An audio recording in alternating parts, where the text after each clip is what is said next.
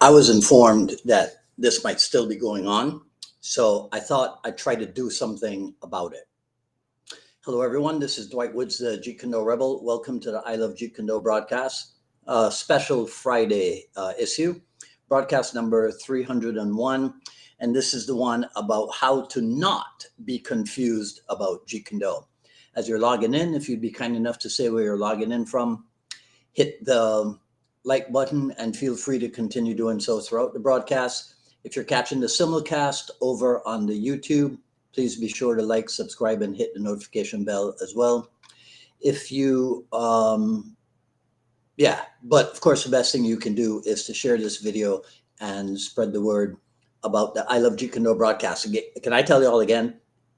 I don't want to say I hate, but I am not a huge fan of this social media technology, right? You have no idea what I went through for the past few hours trying to get online. It's ridiculous. Mobile phone connected to the account and this and this and this. I hate it, right? Anyhow, let me just check and make sure that people can see this. Bucky Barreto is here. Bucky, where have you been? We haven't seen you this week. So hopefully tomorrow, 10 a.m. at Indian Hammocks. Bucky, Terry Valor's here. Ron Reagan Goldstein. That's his new name. So anytime I say Ron Reagan, you guys will know who I'm talking about. Jeremiah's here. Mark Black, Steve Juman, and Gabe Cannon. Okay, cool. All right. The usual suspects. So here it is, right? Jeet Kune. Is it a system? Is it a style? Is it a philosophy? Is it more correctly called Junfan Gung Fu, JKD, Junfan JKD, or what? Then there's the question of to whom to listen. So this is the point, see, where self-reliance enters into the JKD equation. There's a reason that Linda Lee says that Bruce Lee was a self-made man. That is because JKD is a self-made art. Now, because of Bruce Lee's superstar status, JKD attracts all types. So I recently read about a guy who took a 10-hour seminar participation certificate, with which Ron Reagan and I are very, very familiar now. And he turned the 10 into 1,000 hours. And he did this to pass himself off as a JKD instructor. Now, my question is this: who falls for that, right? Who goes, oh, you did 1,000-hour seminar? Over what period of time, right? So do we live in a world where people do not ask questions of a martial arts instructor with whom they're thinking of training? I mean, I went to lunch today and ran into an old student from, gosh, it's got to be at least 20, if not more, years ago. He's a firefighter. And then there were some of his colleagues there. And one guy, he says he wants to come train with us at Tropical next week. But even though Jonathan was able to tell him who I am and what my level is as an instructor, he still had questions for me. He didn't just go, oh, if Jonathan says, I'm in, right? Well, sort of, but not quite, right? He still had questions. And next week, when he shows up with his son, they better have questions rather than just doing, because it's like this, right? See, so this is a question, right? Think about this. Might this be one of the reasons why JKD practice never became as widespread as other arts? Because JKD is the thinking man's, I'm supposed to say the thinking person's art, right? JKD is the thinking person's art, whereas in the traditional arts, you're just supposed to follow along without question. Now, that might be a little bit different, but definitely back in Bruce Lee's day, that was the way. Shut up and train, right? So here's another question, right? since we're talking about self-reliance and thinking, at what stage in JKD do you give up on thinking? So by this I mean, if we look at, the three stages of a technique. So stage one, synchronization with self. Don't you have to think even at that, let's call it beginner stage of synchronization with self? Second stage, synchronization. Bruce Lee says synchronization with opponent. I call it synchronization with training partner. Don't you have to think? And now stage three, application under fighting conditions. You better be thinking at that stage. So is there a stage in Jeet Kune Do where you don't have to think? So if there's all this thinking and it's independent thought, isn't it not a given then that this can lead to different conclusions about the same conditions, the same circumstances, the same situations in Jeet Kune Do? So there's all that, but then there's also, how do you know to whom to listen and whom to trust? I hate to tell you, there's no easy answer. And here's why I say this. So I recently learned that one of the first people to join the LA Chinatown gym was fooled by a Jeet Kune Do poser into either attending a seminar or bringing the guy in for a seminar because the guy was supposed to be an original Bruce Lee student. So you dig this? One of the first people to join the LA Chinatown gym was duped by a guy who posed as an original Bruce Lee student. So what is somebody who didn't have anywhere as near a position to the source, right? So somebody who doesn't have that, what is that person supposed to do? So there is no necessarily easy answer other than this. You give it your best shot, okay? And you know what it is with giving it your shot. Sometimes you score, sometimes you don't. And part of that giving it your best shot is to do your own homework. So one way, start by asking yourself, why are you interested in JKD? What your goals are. Now, if you, like a lot of you listening in, if you've been in JKD for a while, you can ask yourself a version of those same questions. Have your JKD interest or your JKD goals, have those changed over time? My point is, you're going to constantly be asking questions of yourself, of your instructor, of your classmates, of other people in your JKD world that you come across, right? Ultimately, keep this in mind. JKD is the search for truth in combat. Now, you could take that on a literal level, or you could be more, let's say, mind expansive, right? And extend that meaning to whatever type of combat you're involved in or likely to become involved in. So then your JKD must be structured to fit in with that eventuality. Another thing to understand is that actually it's what I just said. For some JKD practitioners, right? JKD goes beyond a specific physical approach and is for them a philosophy which can be applied inside and outside of martial art. JKD is an art that emphasizes being well-rounded, being able to fit in, as I just said, with other styles. And that's like literal Bruce Lee language, the fitting in with other styles. So that obviously requires a well-versed set of skills. So that takes us back to the idea of preparing yourself for the type of combat that you might encounter.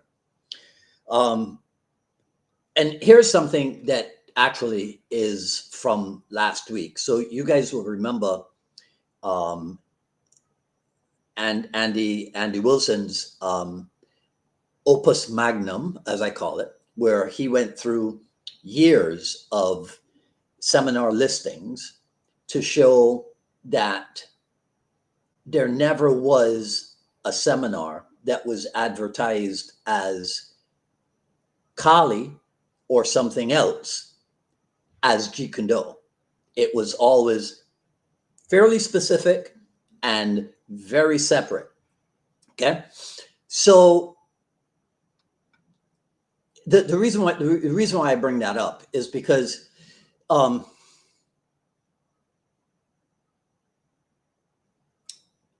okay, I'll just show it to you this way.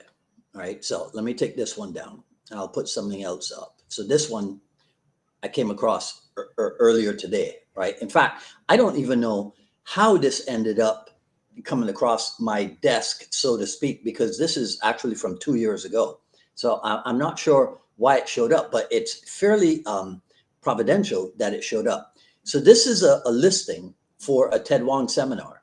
And if you, I gotta zoom in to see where it says it. It says, Master Wong will guide you through the concepts and principles of Jeet Kune Do, just as they were passed on to him directly from Bruce Lee.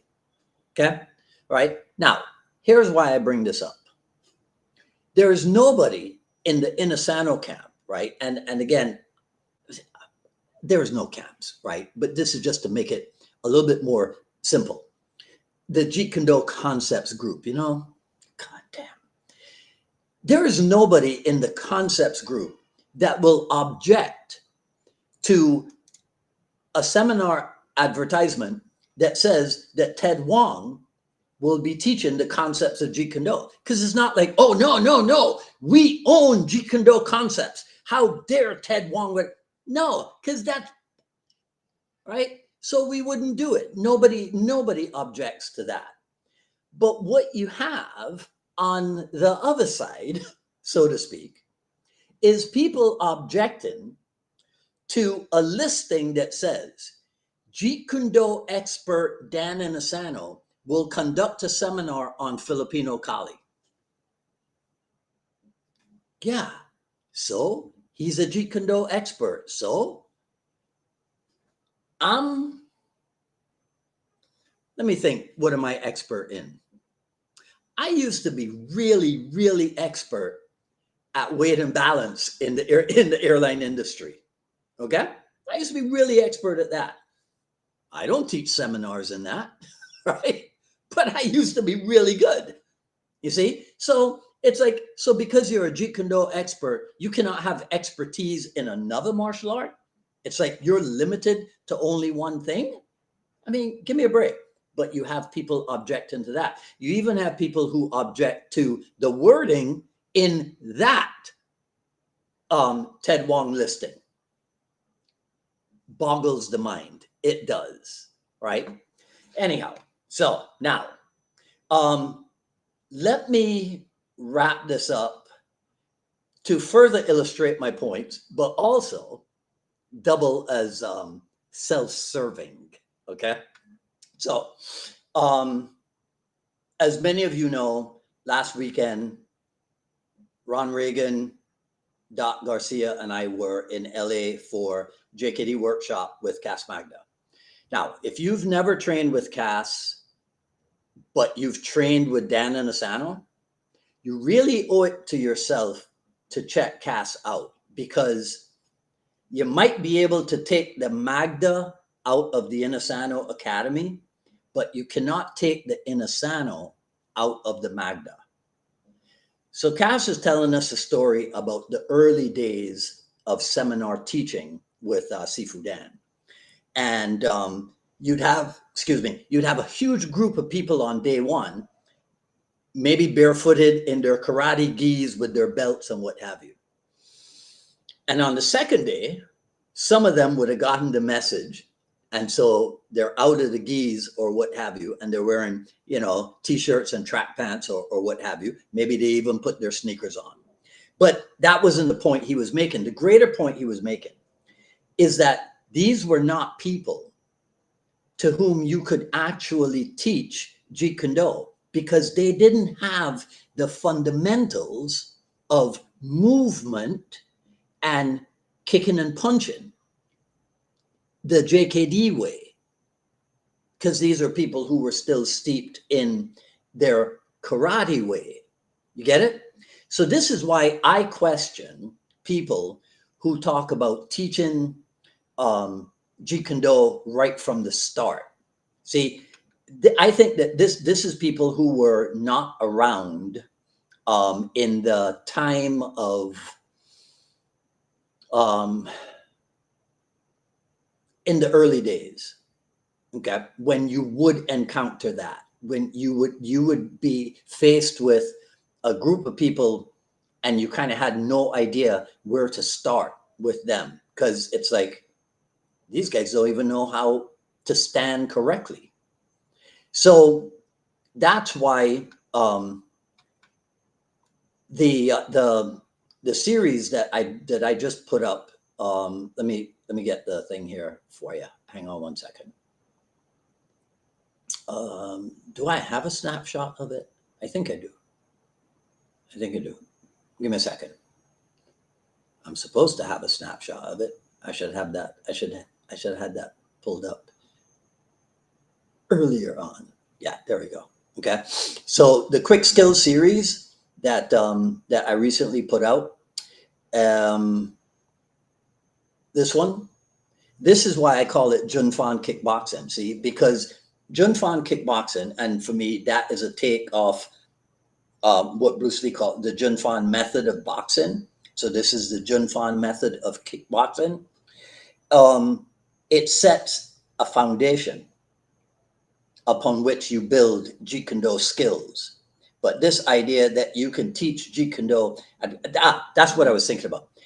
People who think that you can teach Jeet Kune Do from the get-go, right? I mean, and don't get me wrong, Junfan kickboxing is, let's lose a Penjak Silat term. So I'll lose a lot of people when I use language like that. Junfan kickboxing is a carrier system for JKD. Does that make sense? Right? It's a place to start and build off that. Right? So this series, which this is just volume one, and who knows when the volumes will finish, right? But that's one of the reasons why I put it out. So that's the first self-serving option, and you can see there where you can get it, jkdrebel.gumroad.com, and then whatever all that is. I'll put it in the notes for you. Here's the other thing, what I was talking about. So Ron Reagan, we're expecting probably early next week a proposal from the Miami Airport Hilton, Blue Lagoon. So I want you guys to think really seriously and put March 9th and 10th, the weekend of March 9th and 10th, on your calendars for Miami for Titans of Jeet Kune Do, Chris Kent and Cass Magda.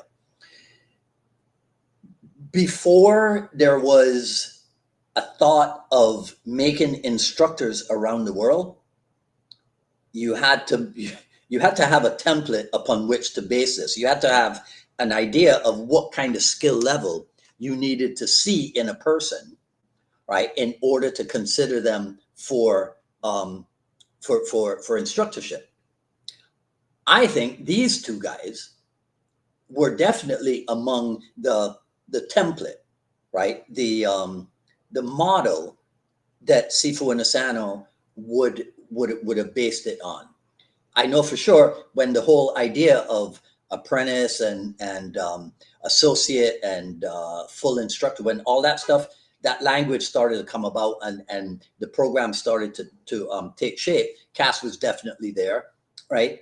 But remember that Cass, when he moved to LA, became Chris's training partner. So I say all that to say this. If you've not trained with either of them, and you have trained with Asano, you got to come check these guys out. Okay? Because this is the future, so to speak, right? Sifu Dan's 87. He's going to have to retire at some point, hopefully not until 97 or even later, but at some point. And we would all be well advised to turn to those who were there in the period when he was on fire, as Cass likes to call it. Okay. So this is the second self-serving thing. But I just want you to understand that you have to avail yourself of the opportunities that are presented to you in order to decrease or perhaps even eliminate any confusion it is that you might have about Jeet Kune Do, right? Don't take these people who are like, yeah, he did this and everybody got confused by it. First of all, how do you end up speaking for everybody? You cannot speak for everybody. You can speak for yourself and you can speak maybe for the people who told you whatever, but that ain't everybody in the world, right? That's just a few misguided individuals, I would say, right? Okay, so that's it. You guys let me know what you think about all that in the comments below. That's all I got to say about this video. If you like what you heard, comment, rate, subscribe, hit the notification bell. Follow me on Twitter at Dwight Woods and on Instagram at Dwight D. Woods. At paypal.me/UnifiedMA Miami is the Jeet Kune Do Journey Volume 1. paypal.me/UnifiedMA Miami. You can also support me.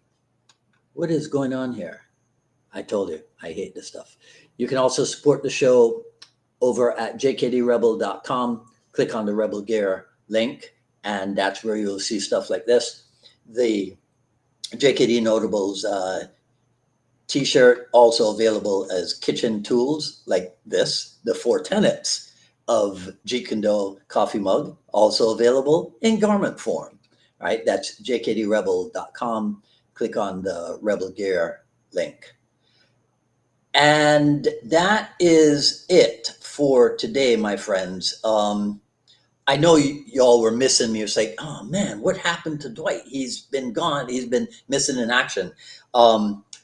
I will let you know as soon as I can, as soon as I confirm, because I had already told you there wouldn't be a JKD Dialogues today, but we should be back in action for the last 2 Fridays of December, and then we'll start the ball all rolling again in January. So that's it. Yeah, I think that's all I have to say about this.